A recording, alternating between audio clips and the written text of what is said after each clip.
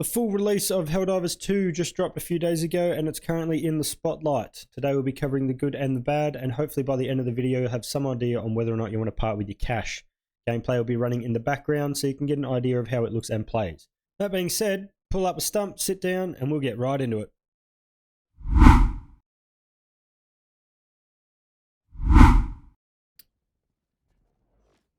So Helldivers 2 is a decent transition from the first game. That was a top-down shooter. This one is a full-blown 3D third-person run-and-gun, which isn't a new concept. The first thing I thought about when I jumped in was Deep Rock Galactic, if it had third-person and a simplistic sort of Destiny-esque art style. And I say simplistic because that's what the game is, but not in a bad way. You drop in, you shoot stuff, you blow stuff up, and you die. To begin with, you're branded as a super Earth soldier and citizen, which is out in the galaxy fighting the enemies of freedom. You start by completing a brief but funny tutorial, which is way over the top with patriotism and democracy. The entire game is constantly hammering down patriotism and freedom. The character voice lines, little bits of dialogue you pick up. It's always trying to pump you and your team up to be this elite fighting force, and it's hilarious. Doubling down on simplicity though, the game's mission objectives are quite straightforward. You'll either be defending an objective or fixing a radar, launching a rocket, killing a certain amount of enemies. But the further you dive into the game, get it? Because anyway, you'll encounter different and harder variations of the enemies and bosses. The enemies are either giant bugs or these Terminator Titanfall looking dudes, which can at times be way harder to deal with. Now, the weapons of the game are great. The gunplay is great. There's no real collisions. It's mainly third person, but you can aim down sights. Makes the accuracy way better.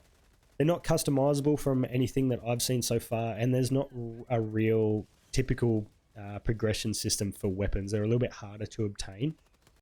That being said, on the progression system, there's two battle pass type things in the game. You earn currencies and tokens from completing missions, and that's where they can be spent to unlock new gear for your character so you can look cooler than your friends, or new weapons to take into the next mission. The other half of your arsenal are these things called stratagems. It's like an ordnance thing that's called down from your ship in space. There's a little bit of a mini game to input them when you're trying to do it in the middle of battle. The stratagems can be customized. You'll unlock more eventually based off the stuff that you get after completing missions. There's turrets, heavy machinery, heavy weapons, orbital strikes, air strikes. It is insane. The amount that is in this game already, it's very good. The movement in the game, it's pretty good overall. Old COD fans would like and appreciate the dolphin diving. You get 360-degree movement in the air, so you can turn on yourself and shoot backwards while you're falling to the ground. That being said, on the movement, there's not much verticality.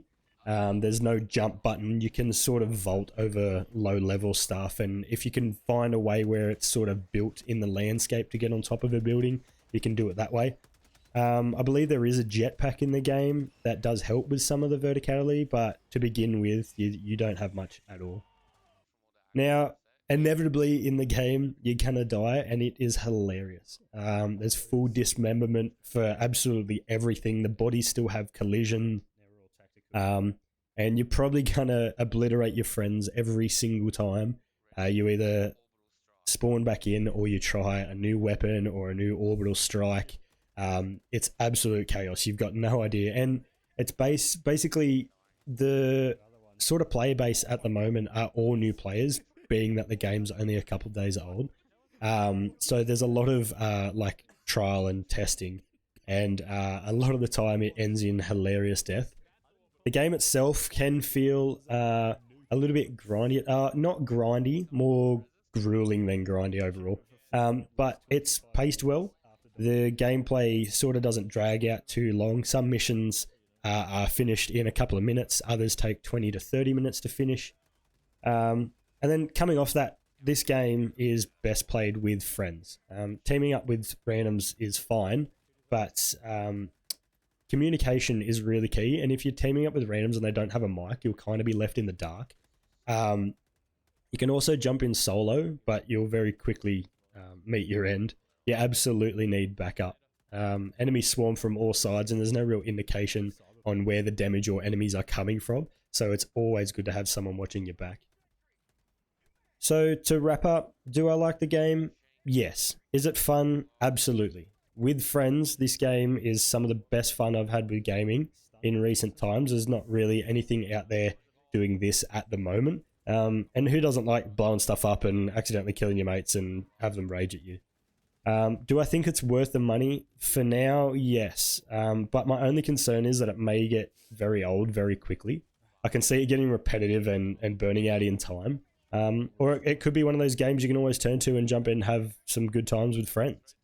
Time will tell, I guess, and it's down to personal preference as well. There's no doubt there's going to be some guys in this that stay in for the long haul.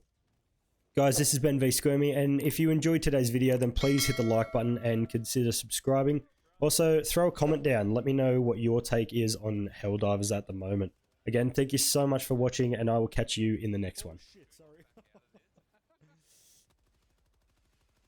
Just lit him up.